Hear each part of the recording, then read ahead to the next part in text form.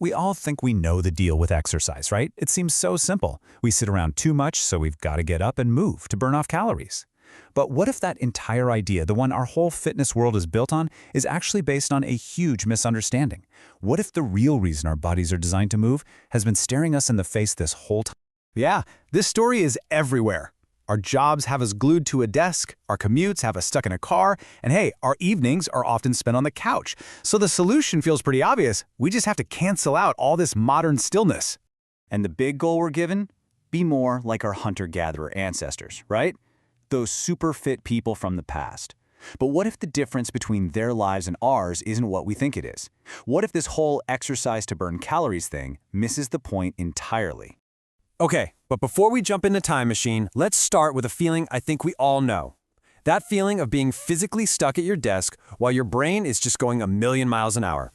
Does any of this sound familiar? Stiff shoulders, that achy lower back, and oh yeah, that 3 p.m. energy crash that hits like clockwork? This isn't just you being tired. Sitting for that long takes a real toll. Your muscles get tight, your circulation slows down, and that mental fog just rolls right in. But here's the thing. You don't have to wait for your 5 p.m. gym session to start fighting back. You can actually start to push back against that stagnation in tiny, almost invisible ways right where you are. They're called micro movements. Things like a simple spinal twist to wake up your back, or just doing some ankle circles to get the blood moving again. Rolling your shoulders, stretching your neck. These aren't workouts, not really. Think of them as tiny little reset buttons for your body, helping you combat that desk-bound feeling one small move at a time. Now, these little movements are great, for sure, but they tie into this bigger idea that we constantly have to fix our modern inactivity. And that idea comes from a really powerful and maybe flawed assumption about our past. We have this picture in our heads, right? We imagine them as these amazing athletes, constantly on the move, chasing down animals. And then we look at ourselves and think, we're just lazy. It's a really strong story, and it's the foundation for pretty much the entire burn more calories model of fitness. So we see this massive gap. We assume they were burning a ton of energy all day while we're just storing it up. And our whole fitness culture becomes this desperate attempt to close that gap with gym memberships and calorie trackers and all of it. But what if that picture isn't even accurate? All right, this is where the story gets really interesting, because scientists decided to actually go and measure this supposed energy gap. And what they found? Well, it changes everything. This is the million-dollar question. Not just how much do they move, but what's their total daily energy expenditure? How many calories does their body actually burn through in 24 hours compared to, say, a typical office worker today? So this is data from a really groundbreaking study on the Hadza people in Tanzania. They're one of the last true hunter-gatherer groups on Earth. Scientists went in and tracked their energy burn, and the expectation, of course, was that the Hadza, shown here in red, would be way, way off the charts compared to Westerners in gray. But they weren't. Not even close. Here it is, right from the scientific paper. Once you adjust for body size, the Hadza, these people who are walking miles and miles every single day, were burning the exact same amount of energy as people with desk jobs in the US and Europe. Let that just sink in for a second. Despite these completely different lifestyles, their bodies' engines are running at the same speed as ours. That giant energy gap we've all been trying to close with exercise, it doesn't exist. It's a myth. I mean, that's a bombshell, right? So if exercise isn't about jacking up our daily energy burn to some ancient level, then what in the world is it for? Because evolution definitely built us to be bodies that want to move, so there has to be a reason. This discovery just completely reframes the question.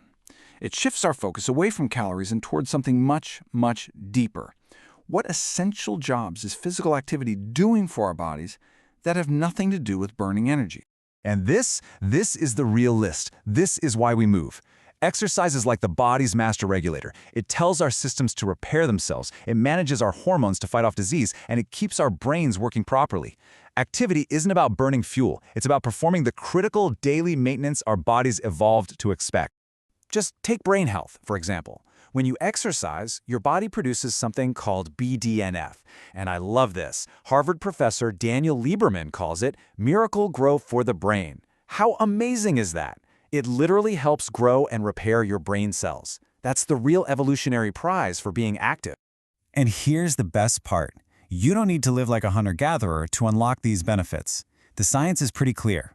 Just 150 minutes of moderate exercise a week, that's about 22 minutes a day, is enough to tap into these incredibly powerful life-saving systems. So, okay, we have this deep, ancient need for movement, not to burn calories, but to keep our bodies regulated. So how does that ancient truth connect with the most modern place we go to exercise? The gym. Well, researchers have this really fascinating name for places like the gym. They call them reinventive institutions. The idea is that we don't just go to the gym to work on our muscles. We go there, on our own time, to try and remake ourselves, to build better, stronger, more capable versions of ourselves. And what are we training for? Well, listen to Boris, a PhD student. He's not just there to get stronger. He's using the structure of the gym to become more efficient at his work, to actually get better at writing his thesis. He's training for productivity. Or look at Meredith, a client executive. For her, exercise is a tool for managing her mind.